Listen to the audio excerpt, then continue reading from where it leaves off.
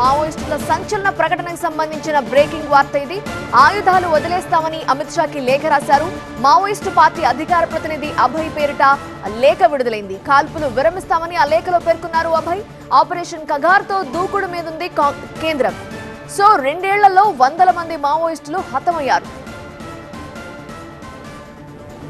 ఈ నేపథ్యంలో Maoist party సంచలన నిర్ణయం తీసుకుంది.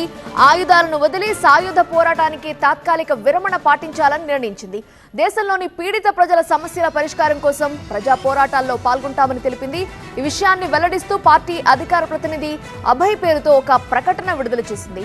అభయ్ పేరుతో చలామణి అవుతున్న కిషన్ జీ సోదరుడు మల్లోజుల వేణుగోపాల్ తాజా చిత్రాన్ని ఈ ప్రకటనలో ముద్రించడంతో పాటు తమ నిర్ణయంపై ప్రజలెవరైనా తమ అభిప్రాయాలు పంచుకునేందుకు ఈమెయిల్, ఫేస్బుక్ ఐడీలను మావోయిస్టు పార్టీ తొలిసారి ప్రకటించింది.